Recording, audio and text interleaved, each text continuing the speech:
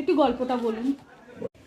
100 ভাগের জঙ্গল হারিয়ে গিয়ে এখন 20 ভাগে জঙ্গল পরিণত হয়েছে। কীভাবে পরিণত হলো? জনসংখ্যা বৃদ্ধি পেয়ে ঘর বাড়ি বানালো, রাস্তাঘাট হলো, সমতল জঙ্গল কেটে চাষাবাদের জমি হয়ে গেছে। সেই সময় এই জঙ্গলে ওইখান থেকে 2 কিলোমিটার ধরে একটি গ্রাম ছিল, গ্রামটির নাম ছিল রত্নাবলী। ওই রত্নাবলী গ্রামটি হলো কেন? এক মুনিপুত্র, তার নাম, বাবার নাম ছিল চবন্ন মুনি। মুনিপুত্র হয়ে সে দস্যু রত্নাকর হলো। অর্থাৎ যেই রত্নাকর দস্যু হলো, ওর এই গ্রামটি ওর নামে পরিচিত হলো। ওই গ্রাম থেকে সে প্রতিদিন ডাকাতি, মারামারি, খুনাখুনি, রাহাজানি করেই চলতে। বহুদিন করার পরে এই ধরিত্রী পৃথিবী যখন পাপেতে বিরল হলো তার কন্দনে, তখন ভগবান বিষ্ণু নারদকে বললেন, নারদ ভূমি, ভারত ভূমি পরিক্রমা করে এসো। নারদ মুনি এসে সমস্ত জায়গা ঘুরেই যখন এই তপবনে প্রবেশ করেন, তখন ওই দস্যুকে না দেখা দিয়ে একটি গাছের আড়ালে লুকিয়ে দেখছেন দস্যু লোকজনকে নির্মমভাবে হত্যা করে চলছে। না দেখা দিয়ে ফিরে গিয়ে ভগবান বিষ্ণুর কাছে তার সমস্ত বার্তা বহন করলেন।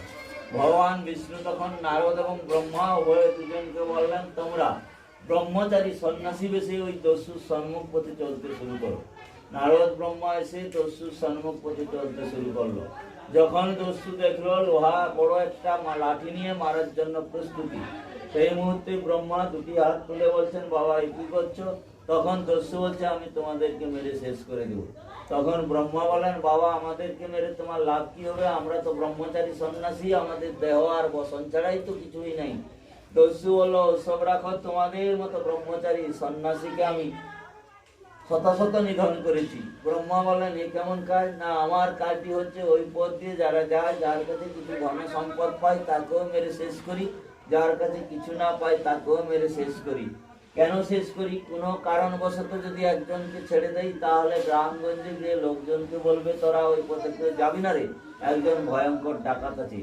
তখন ওই পথ দিয়ে যদি কেউ না আসে, তখন আমার জীবিকা বন্ধ হয়ে গেলে আমার সংসার ক্ষুধার্ত আর্তনাতে বিরল হবে। না ছাড়া কারণে গ্রামবাসী সকলেই শুধু জানতে থাকে গভীর জঙ্গলে হিংস্র জন্তু জানোয়ার বাঘে সিংহে খেয়ে দিয়েছে, আমি আছি বলে কখনো জানে না।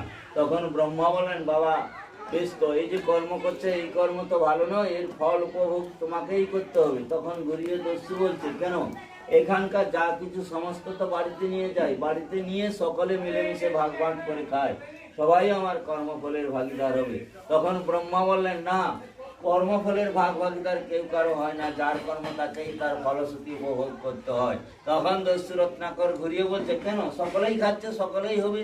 তখন ব্রহ্মা বললেন, বেটা তোমার খোলা মুখে তো সোজা কথা বললে, ওদের মন